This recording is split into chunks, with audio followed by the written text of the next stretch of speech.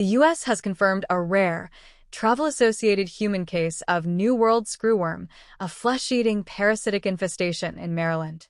It's the first human case identified in the country in years, triggering heightened vigilance across public health and livestock sectors.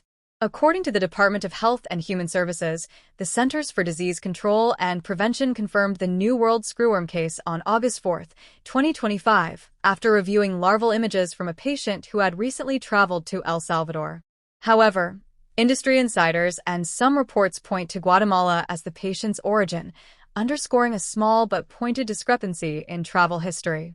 Importantly, health officials emphasize the threat to public health remains very low, but livestock industries are watching closely. New World screwworm is caused by the larvae of Cochleomia hominivirax, a parasitic blowfly whose maggots burrow into and feed on living tissue, making it especially dangerous to warm-blooded animals and, rarely, humans. This pest was eradicated from the U.S. by the early 1980s through sterilized insect releases using the sterile insect technique, but has resurfaced in parts of Mexico and Central America since late 2024. The Maryland case stirs concerns not only because it marks the return of a rare human infection, but due to the enormous economic risks to the livestock industry.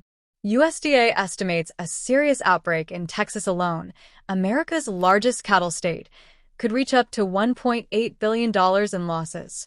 This case is unfolding amid already tight cattle supply, marked by elevated prices and the smallest U.S. herd in 7 decades.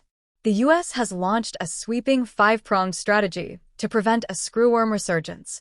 Sterile fly facility in Texas, a major production center, is under construction at Moore Air Force Base in Edinburgh, scheduled to deliver up to 300 million sterile flies per week.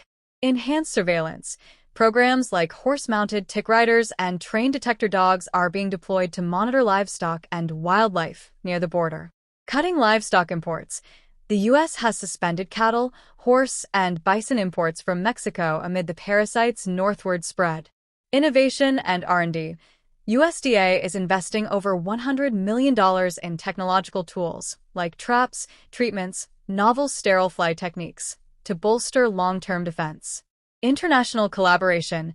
Partnership with Mexico and Panama, including $21 million for fly production capacity in Mexico, aims to strengthen regional containment. The response framework is clear, but critical factors remain. Timeliness and transparency. Questions about transparency in communicating the human case have surfaced, particularly among state veterinarians. Supply chain stability. With cattle imports restricted and deployment of sterile flies ramping up, maintaining a functional livestock market is vital. Public confidence. Despite the low human health risk, public anxiety can ripple into economic impacts, requiring ongoing clear communication.